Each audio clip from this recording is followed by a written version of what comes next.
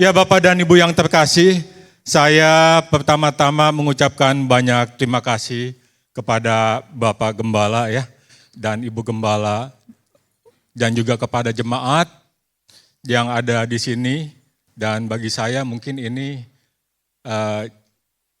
jemaat ini ya saya sudah sebagian mengenal kali ya. Ini udah like a home to me ya. Selain di Isalmasi juga ya. Udah like a home to me ya. Ya, saya tentu saja saya perkenalkan diri dulu, nama saya Raymond ya. Jadi saya melayani di gereja Isalmasi mungkin baru 3 tahun, dan saya juga tahun lalu baru menikah. Dan ada istri saya di depan ya, Puspa ya, coba bisa berdiri. Mungkin Bapak Ibu belum mengenal kali ya. Ya, Puspa nggak berdiri nih. Udah, oh ya udah ya. Ya, hari ini tema kita adalah melayani Kristus, haruslah pengikut yang sejati. Nah, tema ini saya ketika dikasih sama Pak Gem mengenai misi, saya berpikir tema apa ya yang harus saya bawa di sini ya. Tetapi tema ini adalah Tuhan yang kasih, artinya melayani Kristus haruslah pengikut yang sejati. Ya, saya akan bacakan dari Yohanes 12 ayat 25 sampai 26. Demikian firman Tuhan. Barang siapa mencintai nyawanya, ia akan kehilangan nyawanya. Tetapi barang siapa tidak mencintai nyawanya di dunia ini, ia akan memeliharanya untuk hidup yang kekal. Barang siapa melayani aku, ia harus mengikut aku, dan di mana aku berada, di situ pun pelayanku akan berada. Barang siapa melayani aku, ia akan dihormati Bapa. Nah, Bapak dan Ibu yang terkasih, saya mempunyai 4 keponakan. Ya, keponakannya bukan dari kakak saya, tetapi dari istri saya, Puspa. Ya, saya luar biasa dapat 4 keponakan. Ya. Tetapi waktu itu saya bertemu keponakan saya yang bernama Madeline ya. Medel panggilannya. Kalau kita bertemu itu biasanya ketemunya di Kelapa Gading. Ya, dia suka main ke time zone fun zone ya itu ya. Tapi ketika dia bermain sama saya, dia bilang begini Bapak dan Ibu. Atio, katanya gitu ya. Ditembak. Doi. Waduh, saya bilang luar biasa ini anak kecil nih. Saya bilang nih, tembak doi. Saya baru dapat bahasa gaul satu lagi nih. Doi. Artinya door ya. Dia pakai kalimat doi. Begitupun si Matthew ya. Kalau saya tanya, Matt, makan apa? Makan teyoy. Ya, istilah telur. Makanya kalau saya Puspa nanya, kok mau makan apa kok? Saya bilang, saya mau makan teyoy. Ya. Istilah baru nih, mau makan teyoy. Jadi ya, karena bahasa anak gaul itu kemarin saya lihat ada 35. Jadi kalau tambah 2 jadi 37 nih ya.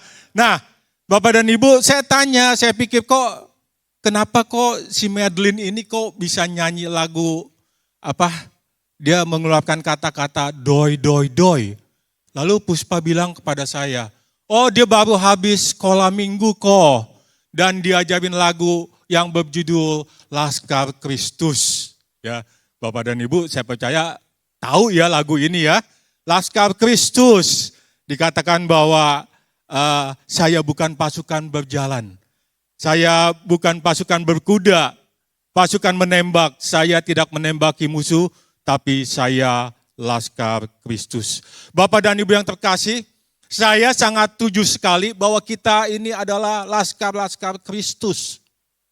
Tetapi ketika kita kembali, sebelum kita menjadi laskar Kristus, kita ini adalah orang-orang yang berdosa. Ya, Bapak dan Ibu saya adalah orang-orang yang berdosa. Orang-orang yang enggak punya kelayakan. Yang kelayakannya itu hanya dibuang ke dalam neraka. Tetapi dikatakan karena begitu besar kasih Allah akan dunia ini, maka dia mengaruniakan anak yang tunggal, supaya setiap orang yang percaya tidak binasa, melainkan hidup yang kekal.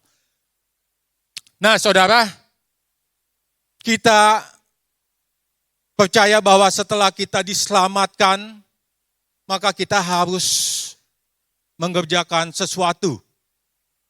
Ya, artinya kita sudah diselamatkan oleh Kristus, maka kita bertanya nih kepada diri kita sendiri, apa yang harus kita lakukan setelah kita diselamatkan?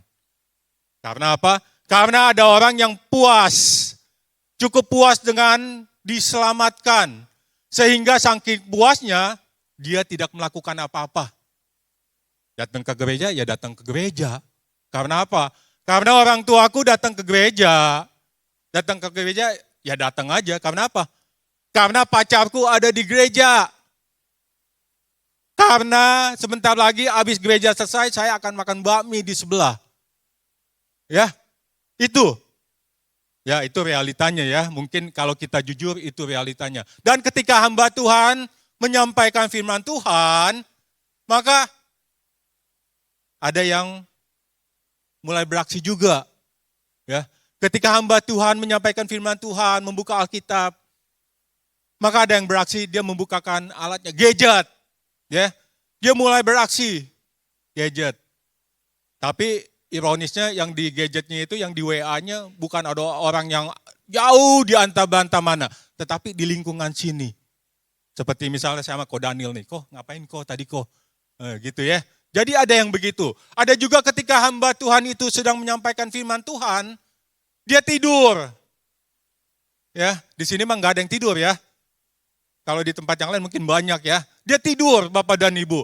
Jadi seketika hamba Tuhan itu katakan amin, matanya langsung kebuka. Karena apa? Karena udah waktunya pulang ya. Tapi ada juga orang-orang yang setelah diselamatkan, dia tahu apa yang harus dikerjakan. Ya, maka dikatakan Efesus, Rasul Paulus katakan kerjakanlah keselamatanmu dengan takut dan gentar. Artinya ketika kita sudah diselamatkan, kita enggak diam-diam saja. Kita enggak menjadi orang-orang yang dikatakan mediocre. Orang-orang yang hanya begitu-begitu saja. Tetapi ketika kita diselamatkan, kita harus ada buah. Harus ada bukti. Harus ada tanda bahwa kita itu telah diselamatkan. Yaitu apa? Yaitu memberitakan Injil. Sebagaimana amanat agung Tuhan kita Yesus Kristus di Matius 28 ayat 19 dan 20. Karena itu pergilah, jadikanlah semua bangsa muridku dan baptislah mereka dalam nama Bapa dan Anak dan Roh Kudus. Dan ajarlah mereka melakukan segala sesuatu yang telah kuperintahkan kepadamu. Dan ketahuilah aku menyertai kamu senantiasa sampai akhir zaman. Nah, ini loh yang Tuhan inginkan. Pergilah, jadikanlah semua bangsa muridku. Tetapi realitanya apa saudara? Kalau saya flashback kembali di dalam kehidupan saya, justru saya adalah laskar Kristus yang melarikan diri dari panggilan Tuhan. Saya adalah laskar Kristus, saya nggak menurut saudara ya, saya ya. Saya adalah laskar Kristus yang nggak berani menjalankan perintah Tuhan. Saya laskar Kristus yang tidak berani keluar dari zona kenyamanan saya. Saya adalah laskar Kristus yang mencintai dunia. Saya laskar Kristus yang nggak berani berperang. Bapak dan Ibu, saya mendapat panggilan untuk melayani Tuhan itu ketika SMA. Ya. Jadi ketika SMA itu, ayah saya itu seorang guru, dia suka beli buku-buku rohani, dan kalau pulang, saya suka lihat tuh buku rohani itu. Saya baca misionaris, mulai timbul keinginan untuk sekolah Alkitab. Apalagi ketika saya lihat kakak kelas saya, wah kakak kelas saya sekolah Alkitab nih di Jogja. Ya udahlah, saya setelah lulus saya bilang saya mau sekolah Alkitab. Saya ambil aplikasinya itu, saya isi, wah dari atas sampai bawah saya isi, udah bagus nih, tinggal dimasukin amplop. Ya, tinggal dimasukin amplop, tetapi ketika saya masukin amplop, amplop itu saya nggak bawa ke posmail. Ya. Saya hanya pegang saja. Jadi keinginan saya menggebu-gebu tetapi saya nggak berani menjalankannya. Lalu saya pikir, udahlah, mungkin saya pikir nanti aja. Lalu saya masuk kuliah ke Atmajaya, saya tinggalkan itu.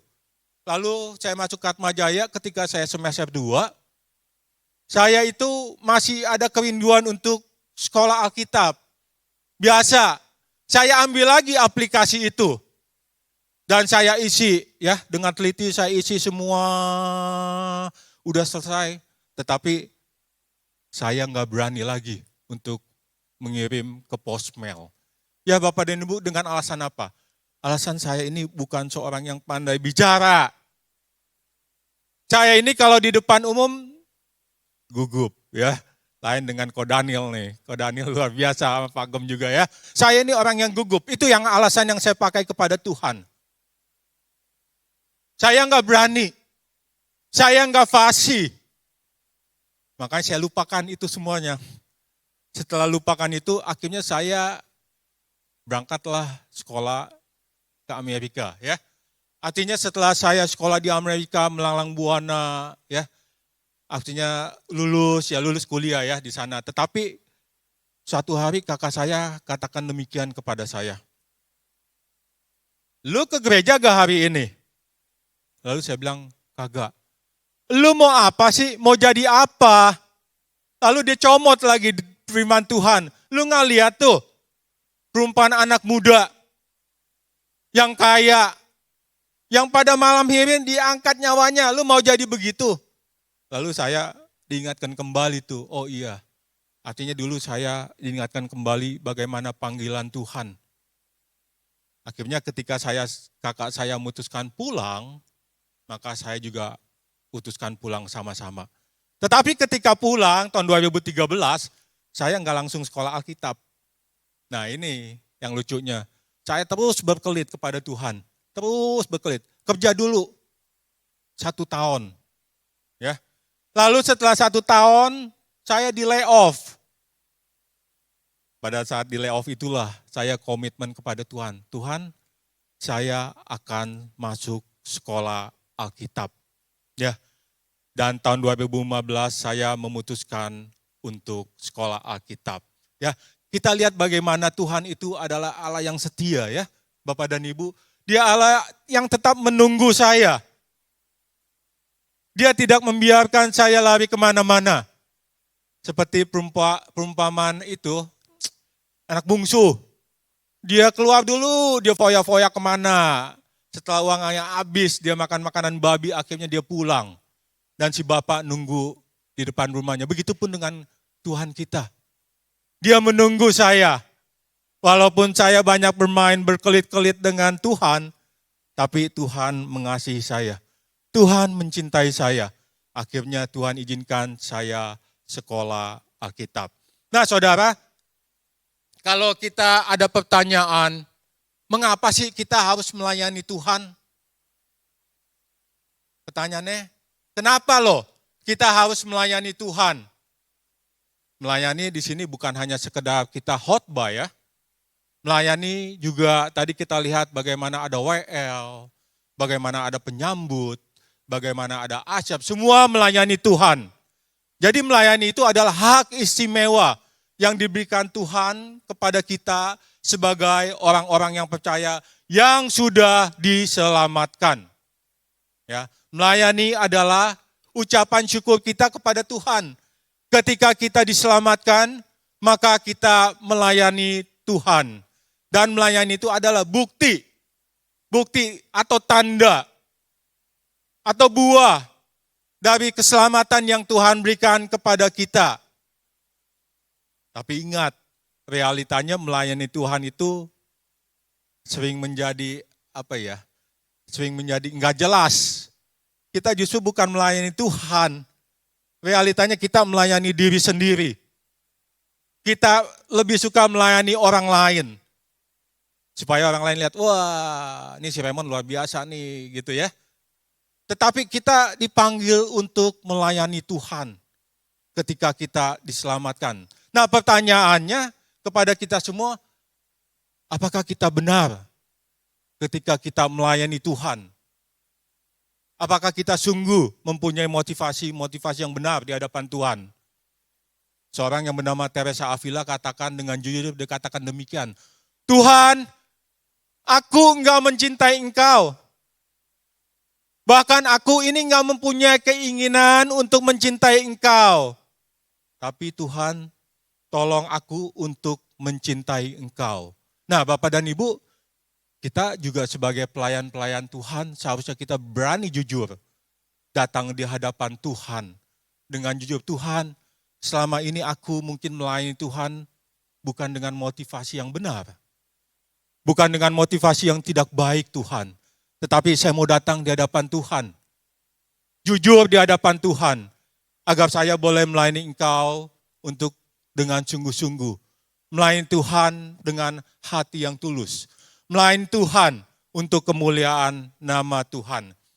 Ya. Nah, lalu sesuai dengan tema kita melayani Kristus sebagai pengikut yang sejati. Bagaimana sih kriteria kita supaya dapat melayani Kristus sebagai pengikut yang sejati? Yang pertama, saya lihat yang pertama adalah melayani Kristus harus siap menderita. Setuju ya Bapak dan Ibu ya? Melayani Kristus harus siap menderita.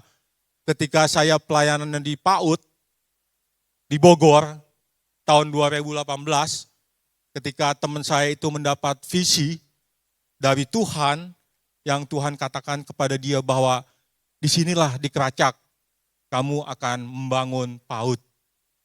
Sebagai sarana bagaimana orang-orang di Keracak itu boleh mengenal Tuhan. Tetapi enggak hanya itu saja Bapak dan Ibu.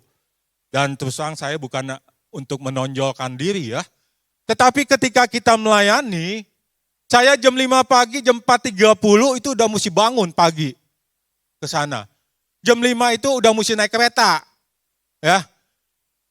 Ke sana, ke PAUD gitu ya. Tapi sesampai di Bogor itu 1.30 menit lah, 1.20 menit sampai di Bogor.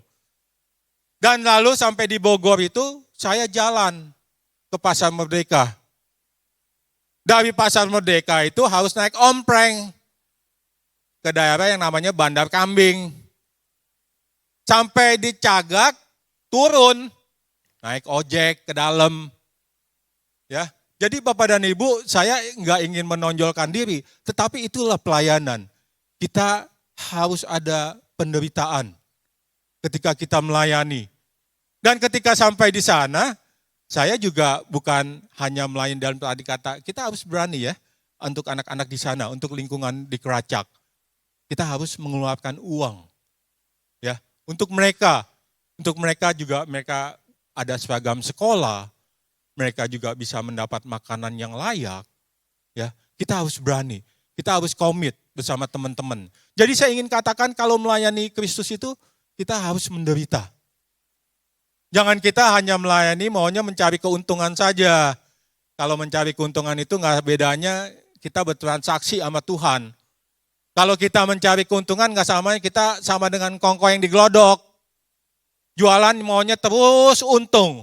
Mencari untung. Tetapi di sini Tuhan katakan loh. Tuhan katakan bahwa mengikuti aku harus menderita. Tuhan belak-belakan. Tuhan gak katakan bahwa kamu mengikut aku, kamu akan mendapatkan hal-hal yang enak. Kamu akan mendapat berkat yang luar biasa. Tuhan tidak mengatakan begitu. Tetapi Tuhan katakan belak-belakan. Kamu mengikuti aku, kamu akan menderita. Coba lihat di dalam Matius 8 ayat 20.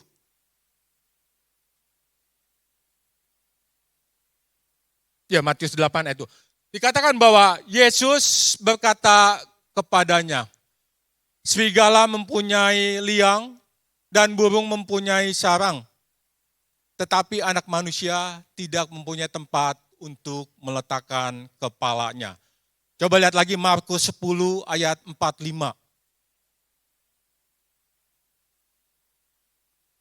Markus 10 ayat 45. Karena anak manusia juga datang bukan untuk dilayani, melainkan untuk melayani dan untuk memberikan nyawanya menjadi tebusan bagi orang banyak. Ini yang Tuhan kita Yesus Kristus katakan. Tetapi realitanya apa Bapak dan Ibu? Realitanya kita mau mengikut Yesus, tetapi kalau enggak ada penderitaan. Ya, seorang yang bernama Dietrich Bonhoeffer katakan bahwa kita mau mengikut Yesus kalau enggak ada memikul salib. Itu jujur ya, dia katakan begitu.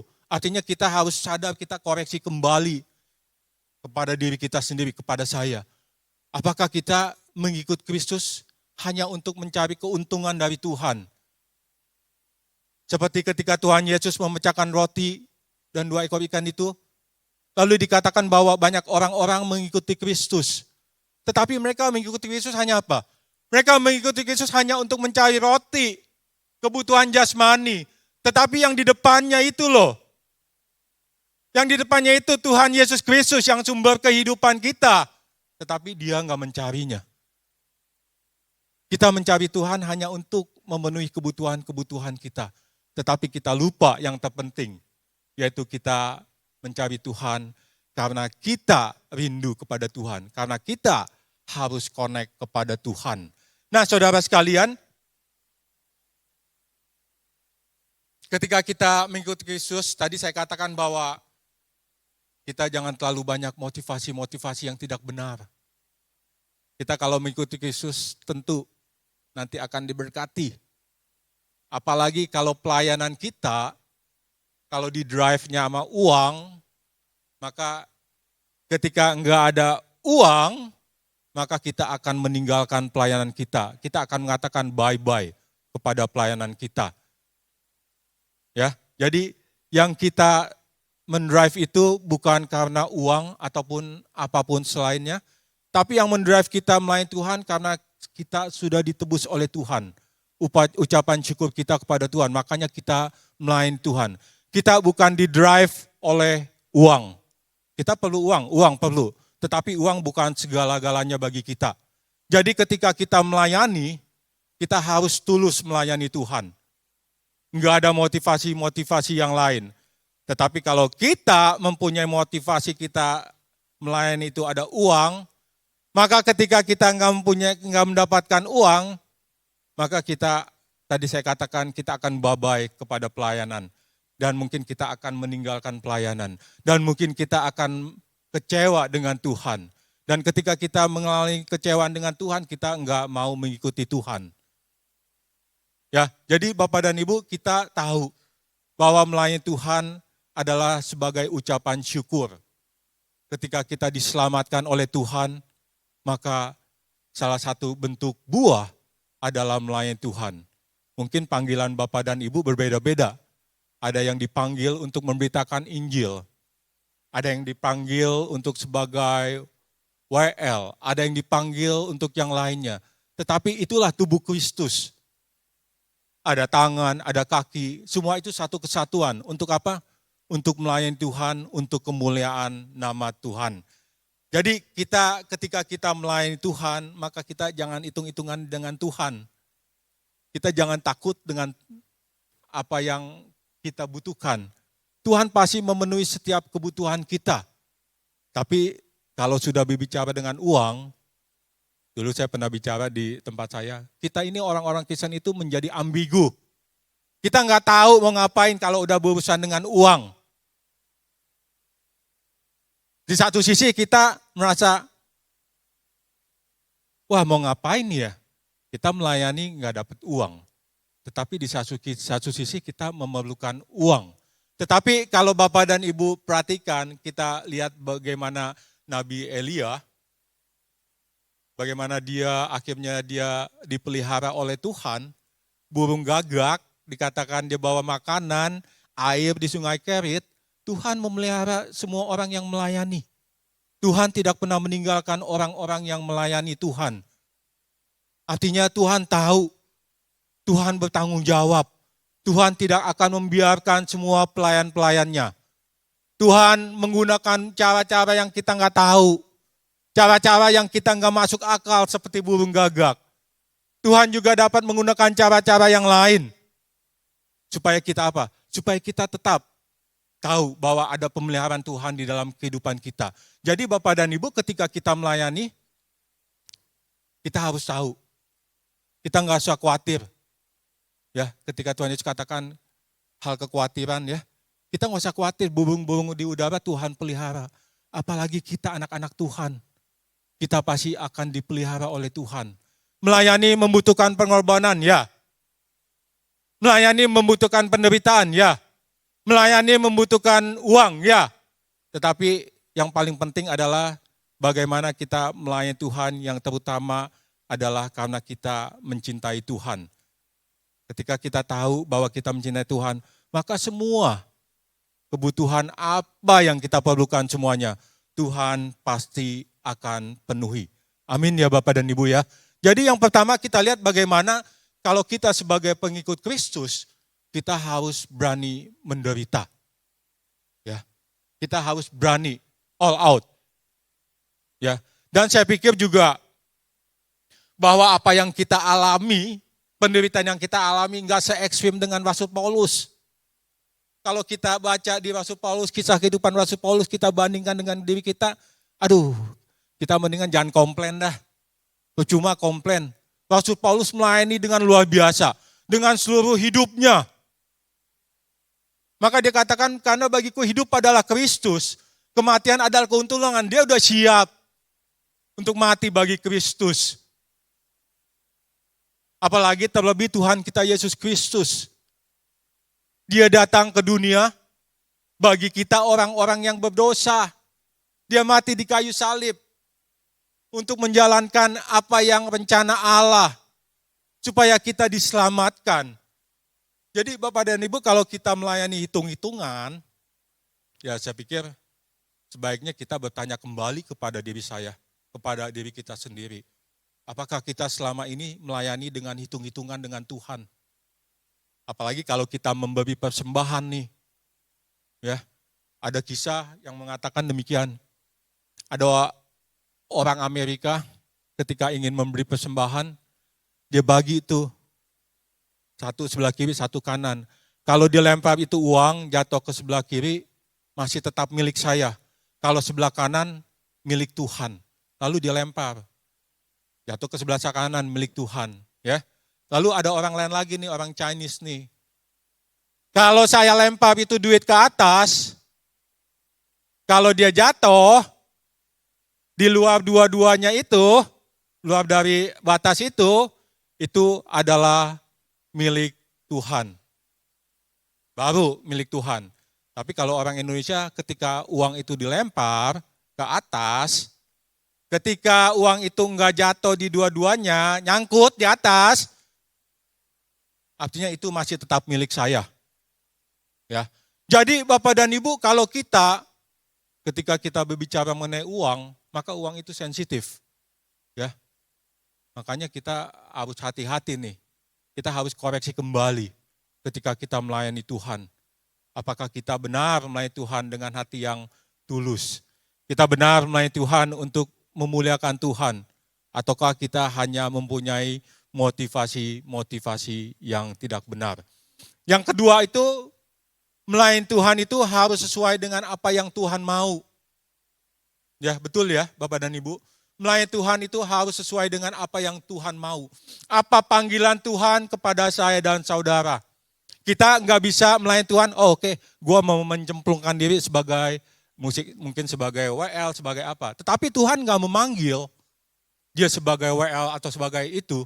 Jadi kita harus melihat, ketika kita melayani Tuhan, kita harus tahu apa panggilan Tuhan yang sebenarnya kepada kita nih. Kita harus cari ya dengan benar, dengan pimpinan Roh Kudus. Pelayanan kita sebenarnya ini di mana loh? Jangan kita masuk ke sana sini, masuk ke sini, akhirnya pelayanan itu bukan menyenangkan hati Tuhan, tetapi pelayanan itu justru membuat membuat suasana mungkin di gereja menjadi nggak convenient, membuat nggak nyaman. Tetapi kalau kita melayani Tuhan, maka kita harus tanya kepada Tuhan. Tuhan, apa yang aku mau supaya aku dapat melayani Engkau? Ketika Rasul Paulus ingin pergi ke Bitinia, maka dikatakan bahwa Roh Yesus, Roh Kudus melarang dia untuk memberitakan Injil di Bitinia. Karena apa? Karena dilihat di dalam penglihatannya ada orang-orang di Makedonia melambai-lambaikan tangan. Bisa nggak Rasul Paulus nggak mau ke Makedonia, dia langsung ke Bitinia? Bisa. 100% bisa Rasul Paulus ke sana. Tetapi Rasul Paulus peka kepada pimpinan Roh Kudus. Dia tahu bahwa ini cara Tuhan memanggil dia untuk melayani di Makedonia. Sehingga Rasul Paulus datang ke Makedonia dan melayani di sana. Saudara, ketika kita berjalan di belakang Kristus, artinya kita mau melangkah kemana yang Tuhan inginkan. Berjalan di belakang Kristus berarti kita mau taat akan pimpinan Roh Kudus. Berjalan di belakang Kristus berarti kita harus mengubah arah hidup kita. Mengubah pandangan kita. Lalu memegang kepada arahnya Kristus, arahnya Tuhan. Kemanapun Tuhan suruh, kita katakan, baik Tuhan, aku mau turut Engkau, sekalipun aku menderita. Ya, saya minum dulu ya.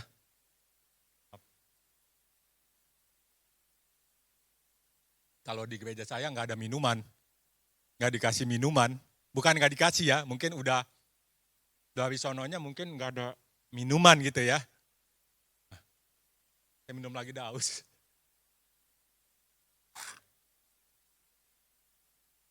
Puspa tahu kalau saya di rumah tuh suka minum. Jadi tangki minumnya kuat nih. Ya, jadi itu Bapak dan Ibu. Kita melayani Tuhan harus apa yang Tuhan mau. Kita nggak bisa menjemplungkan diri, tadi saya bilang, oh saya mau melayani ini. Sebenarnya Tuhan nggak panggil ke situ. Ya, seorang dosen saya, mungkin Bapak Ibu yang mengenal Pak Yakub Susabda, dia berkata jujur di hadapan murid-muridnya. Saya nggak bisa melayani kalau dipanggil sebagai misionaris ke Papua. Nggak bisa. Dia jujur, dia katakan, panggilan dia bukan ke sana. Ya, apalagi dibilang harus menghadapi nyamuk-nyamuk yang besar gitu.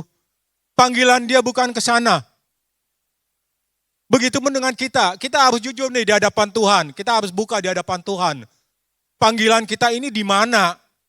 Kita harus mencari, kita harus dekat sama Tuhan. Kita harus berdoa. Panggilan kita ini sebenarnya di mana? Kalau kita sudah berdoa, kita tahu, maka Tuhan, saya percaya Tuhan akan menegaskan kembali panggilannya kepada kita. Dia enggak akan membiarkan kita terus mencari.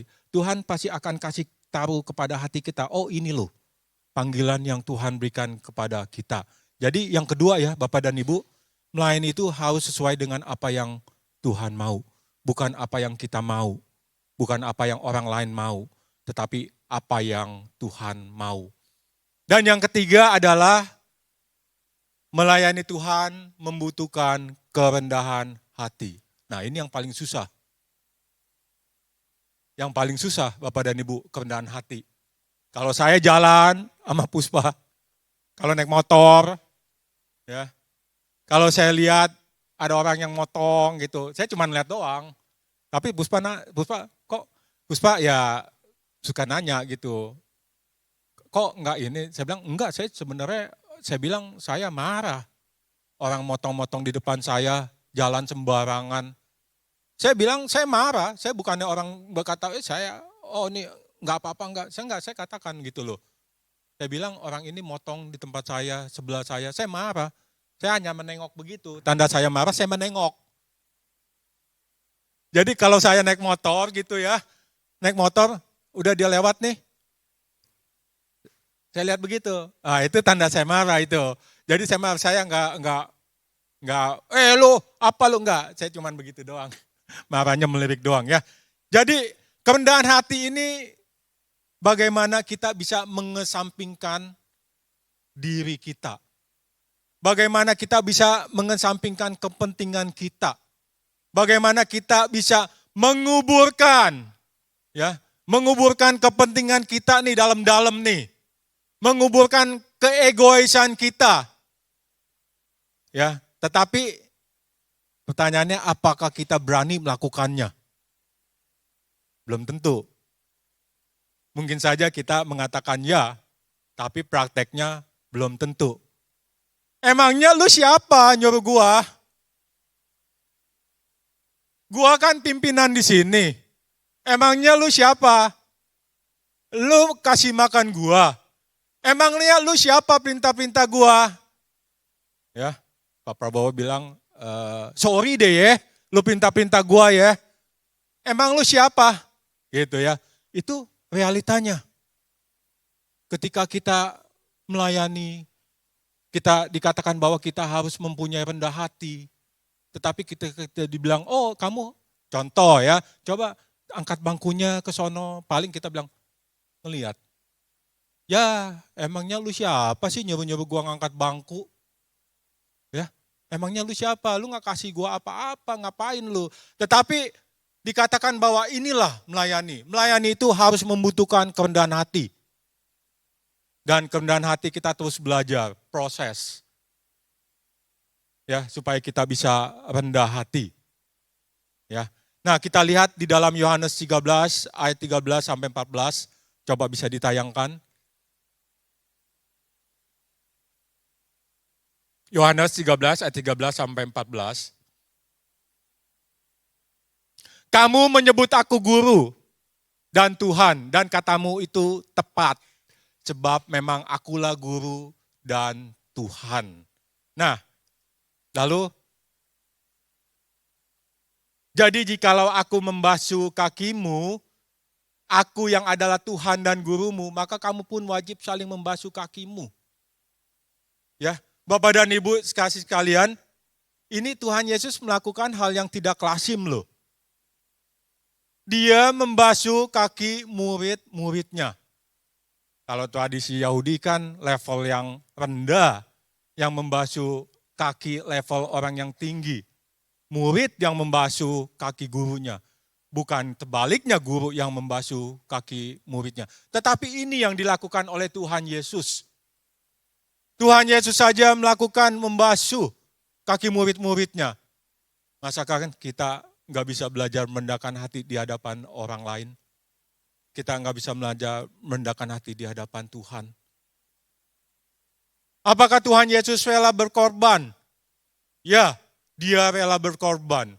Dia bukan hanya berkorban waktu, dia bukan hanya berkorban tenaga, tetapi dia berkorban untuk memberikan hidupnya.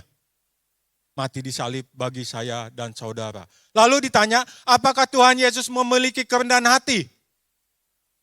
Apakah dia berani menguburkan kepentingan dirinya dalam-dalam? Ya, dan cara inilah yang Tuhan Yesus ajarkan kepada murid-murid.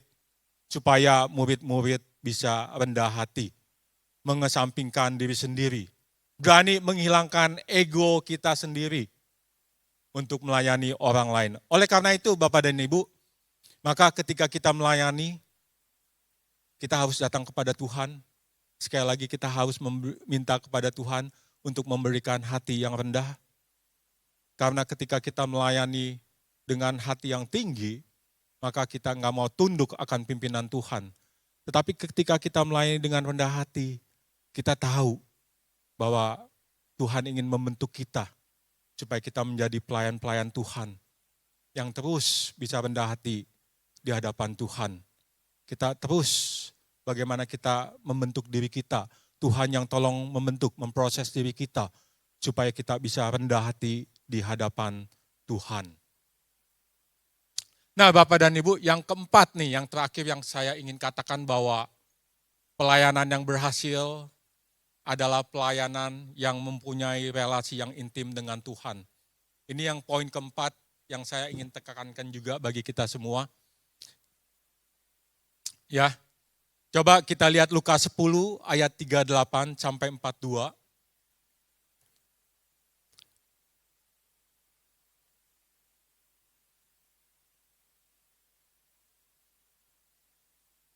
Ketika Yesus dan murid-muridnya dalam perjalanan, tibalah ia di sebuah kampung. Seorang perempuan yang bernama Marta menerima dia di rumahnya. Perempuan itu mempunyai seorang saudara yang bernama Maria. Maria ini duduk dekat kaki Tuhan dan terus mendengarkan perkataannya. Sedang Marta sibuk sekali melayani, ia mendekati Yesus dan berkata, "Tuhan, tidakkah engkau peduli bahwa saudaraku membiarkan aku melayani seorang diri? Suruhlah dia membantu aku." Tetapi Tuhan menjawab, "Marta, Marta, engkau khawatir dan menyusahkan dirimu dengan banyak perkara. Tetapi hanya satu saja yang perlu.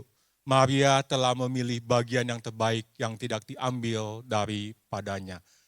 Nah, Bapak dan Ibu, kalau kita tanya, apakah Maria itu tidak melayani? Apakah hanya Marta yang melayani? Apakah Marta itu salah? Bilang kepada Tuhan, "Tuhan tolong tegur dong Maria.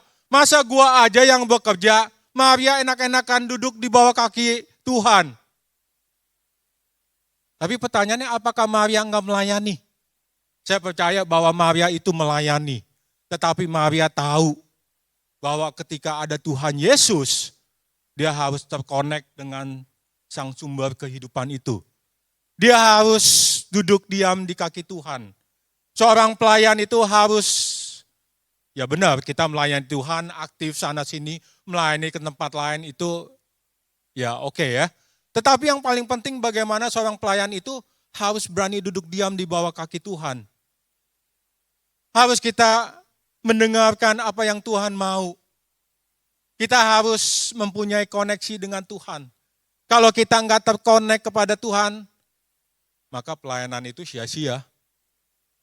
Kita harus di-recharge kembali. Mungkin dalam diri kita akan mengalami suatu hal-hal yang enggak enak dalam diri kita. Kita mungkin ketika kita melayani kita mengalami penolakan. Kita melayani, kita mengalami kesusahan, tetapi kita harus datang kepada Tuhan supaya kita di-recharge kembali. Yaitu dengan apa? Dengan memiliki relasi yang intim dengan Tuhan. Ya, Bapak dan Ibu. Jadi ketika kita enggak memiliki relasi yang dengan Tuhan, maka kita akan mengalami kekeringan rohani. Ini lebih bahaya. Ketika kita enggak memiliki relasi dengan Tuhan, maka kita akan mengalami kematian rohani. Dan ketika kita mengalami kematian rohani, kita akan kecewa sama Tuhan. Dan ketika kita kecewa dengan Tuhan, kita akan meninggalkan Tuhan loh. Bye-bye Tuhan. Seperti seorang yang bernama Charles Templeton, itu seorang rekan dari Bill Graham, saya pernah katakan bahwa dia itu seorang yang fasih, berkhotbah. Tetapi Charles Templeton ini dia mengalami goncangan di dalam kehidupannya ketika dia melihat majalah Newsweek. Dia lihat itu seorang wanita Afrika ya, dia menenteng seorang bayi. Lalu tangannya itu memegang batok kelapa yang seakan-akan menengadah ke langit menunggu datangnya hujan. Tetapi ketika Charles Templeton lihat, kenapa Tuhan itu enggak adil? Kenapa orang-orang di Afrika itu banyak mati kelaparan? Sedangkan orang-orang di Amerika, orang di Eropa, mereka senang-senang. Dan Charles Templeton tidak bisa menerima semuanya itu. Akhirnya dia komplain kepada Tuhan. Akhirnya beberapa minggu dia katakan di depan jemaat, bahwa saya detik ini, saat ini akan meninggalkan Tuhan. Maka dia buat bukunya Farewell to God. Dia nggak mau lagi melayani Tuhan. Kalau kita kecewa sama Tuhan, kita akan bahaya. Ketika kita melayani Tuhan dan kita kecewa akan Tuhan, kita akan meninggalkan Tuhan lambat laun. Tetapi mari kita sebagai pelayan-pelayan Tuhan, ada yang melayani dalam pemberitaan Injil, ada yang melayani sebagai WL ataupun sebagai yang lainnya. Kita melayani harus mempunyai waktu, ya. Artinya waktu untuk datang kepada Tuhan. Tuhan Yesus saja datang ketika pagi hari dia datang kepada Bapa. Maka kita pun harus datang kepada Tuhan. Supaya apa? Supaya kehidupan rohani kita diisi kembali, di-recharge kembali. supaya kita menjadi kuat di dalam Tuhan. Kita nggak goyah, kita teguh di dalam Tuhan. Sehingga apapun yang terjadi dengan kita, apapun pergumulan yang kita hadapi, maka kita tahu bahwa ada Tuhan yang bersama-sama dengan kita. Tetapi pertanyaannya bagaimana kita bisa tahu Tuhan ada bersama-sama dengan kita? Kalau kita enggak setiap hari datang kepada Tuhan. Setiap hari kita enggak datang untuk membaca firman-Nya. Setiap hari kita enggak datang memuji dan memuliakan nama Tuhan. Setiap hari kita enggak datang berdoa. Tetapi Daud, dia adalah seorang yang rindu kepada Tuhan. Dia katakan bahwa aku sebagai seperti rusa yang merindukan air sungai. Begitupun Daud yang rindu kepada Tuhan, yang selalu mau datang kepada Tuhan untuk mempunyai relasi yang baik dengan Tuhan. Begitupun dengan kita. Kita sebagai pelayan-pelayan harus pelayan-pelayan yang rindu untuk datang kepada Tuhan. Ya. Jadi kita tahu kita membutuhkan Tuhan. Seperti pokok anggur, kita enggak dapat pokok anggur kita dikatakan bahwa kita harus nempel kepada pokok anggur itu. Seperti perangko, nempel terus. Ya, kita harus nempel kepada Tuhan, sang sumber kehidupan kita. Kalau kita nggak menempel, kita akan lepas. Ya, lepas. Kakak saya pernah membeli koyo Korea. Saya kira mungkin koyo Korea ini bagus ya. Saya pikir kan orang-orang di mana-mana Korea nih. Lalu dibawa koyo Korea, dia kasih saya. Imon koyo, saya tempel kalau ke punggung saya yang sakit gitu. Tapi ketika saya bergerak, itu copot. Tapi koyo cap cabe, Bapak dan Ibu, waduh, koyo cap cabe, kalau ditempelin ke punggung, mungkin kita mandi, asal kita nggak gosok, mandi, masih nempel. Luar biasa, saya bilang dari Korea malah kagak nempel. Yang dari Indonesia, koyo cap cabe nempel terus. Nah begitu dengan kehidupan kita. Kita harus nempel terus nih. Jangan nempel putus, nempel putus, nempel putus gitu ya. Tapi kita harus nempel terus. Seorang pelayan itu harus nempel terus kepada Tuhan. Dia nggak bisa, hidupnya nggak terus nempel kepada Tuhan. Dia harus mengisi kehidupan dia. Dia harus mengisi kehidupan rohani jiwa dia, kehausan dia, kedahagaan dia. Harus diisi terus dengan firman Tuhan. Baru kita bisa menjadi pelayan-pelayan yang menyenangkan hati Tuhan. Menjadi pelayan-pelayan yang berkenan kepada Tuhan. Menjadi pelayan-pelayan yang selalu mau tunduk kepada Tuhan. Nah Bapak dan Ibu, saya percaya bahwa gereja di sini adalah gereja yang bermisi. Baik Bapak Gembala, baik jemaat di sini. Gereja yang bermisi, jemaat yang bermisi. Kita diingatkan kembali bahwa kita harus sebagai orang-orang yang telah diselamatkan oleh Tuhan. Maka kita enggak diam-diam saja, duduk-duduk saja. Tetapi kita harus keluar. Kita harus mengabarkan kebenaran firman Tuhan. Kita harus mengabarkan Injil kepada orang-orang yang lain. Supaya Injil itu bisa diterima. Supaya Injil itu mereka bisa mendengar. Dan Roh Kudus yang menggerakkan mereka sehingga mereka bisa percaya. Maka Bapak dan Ibu ketika kita menyampaikan firman Tuhan, ketika kita orang itu percaya, kita tahu itu bukan karena kehebatan kita. Karena itu adalah Roh Kudus yang bekerja di dalam orang itu. Sehingga orang itu bisa percaya. Tetapi kalau orang itu belum percaya ketika kita memberitakan Injil, jangan kita menjadi kecewa. Karena apa? Karena Tuhan yang menggerakkan semuanya. Bukan kita. Lalu dengan kefasihan kita bilang, oh kamu percaya Injil, lalu kamu percayalah kepada Tuhan kita Yesus Kristus. Tapi dia belum percaya, kita jangan kecewa. Karena yang bisa membuat orang itu bertobat adalah Roh Kudus. Roh Kudus yang bisa membuat orang itu bertobat. Jadi enggak ada andil dalam diri kita nih. Yang membuat kita orang itu percaya bukan karena kehebatan kita. Bukan karena kuat gagahnya kita. Bukan karena kita fasih bicara. Tetapi karena Roh Kudus yang bisa mempertobatkan seseorang. Ya, jadi saya percaya bahwa gereja ini adalah gereja yang bermisi. Sesuai dengan tema kita. Yaitu baik jemaat memberitakan Injil dimanapun Tuhan tempatkan.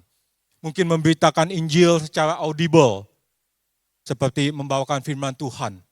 Mungkin memberitakan Injil melalui kehidupan kita. Orang-orang bisa melihat, oh ini anak-anak Tuhan. Ya, jadi kita sebagai anak-anak Tuhan harus kembali. Setelah kita diselamatkan, kita mau apa nih? Apakah kita cukup puas dengan duduk-duduk di kursi di dalam gereja? Apakah kita cukup puas dengan ya kegiatan aktivitas, tapi kita lupa yang suatu yang penting, yaitu bagaimana kita harus memberitakan Injil. Karena ini amanat agung dari Tuhan kita Yesus Kristus. Ya, bukan amanat agung dari saya loh. Bukan amanat agung dari Bapak Jokowi, tapi ini amanat agung dari Tuhan kita Yesus Kristus untuk memberitakan Injil ke seluruh dunia. Ya, kita mulai dari kita punya tetangga, ya, mulai dari kita punya keluarga, tetangga sampai ke yang lainnya. Ya, mulai dari yang kecil-kecil dulu. Mungkin kita ya nggak keluar deh ya, mungkin wah jauh-jauh amat Sleman muluk banget nih. Mau memberitakan Injil mungkin ke negara Amerika ya. Wah Amerika mah enak, mau saya ke sana ya. Enggak, tapi dari yang kecil-kecil dulu. Dari lingkungan kita, dari lingkungan keluarga kita, dari lingkungan tetangga kita, dari lingkungan semuanya. Ya depan Bapak dan Ibu ya. Jadi kita sebagai anak-anak Tuhan ingat bahwa kita melayani Kristus harus berani berkorban. Melayani Kristus itu harus sesuai dengan apa yang Tuhan mau nih. Jangan apa yang kita mau. Ya. Melayani Kristus adalah harus membutuhkan kerendahan hati. Mungkin kita akan mengalami penolakan. Mungkin kita jengkel. Gimana sih udah gua beritain firman Tuhan, lu gak percaya gitu ya. Tapi kita mempunyai kerendahan hati. Karena tadi yang saya bilang bahwa yang dapat membuat seorang bertobat itu bukan kita. Tapi Roh Kudus yang dapat membuat seorang bertobat. Dan pelayan yang berhasil adalah pelayan yang mempunyai relasi dengan Tuhan. Ketika kita mempunyai 4 ini, kita akan melayani Tuhan dengan sungguh-sungguh. Kita akan menjadi murid-murid pengikut Tuhan yang sejati. Dan kita akan kembalikan semuanya itu untuk kemuliaan nama Tuhan. Saya akan tutup dengan sebuah kisah dari seorang yang bernama Johann Sebastian Bach. Bapak dan Ibu pasti tahu ya, Johann Sebastian Bach, dia adalah seorang ahli musik dunia yang sangat terkenal. Dan dalam setiap karangan lagunya, apakah itu lagu percintaan, apakah lagu pangeran, apakah lagu hymn yang dia tulis, selalu ia menuliskan kata-kata Jesu Hova. Artinya dia tulis, Yesus tolonglah aku. Dan setiap lagu yang ditulisnya, dia mengakhiri dengan kata-kata S, bukan STLR ya Bapak dan Ibu, SDG. Ya, Soli Deo Gloria. Segala kemuliaan hanya untuk Tuhan.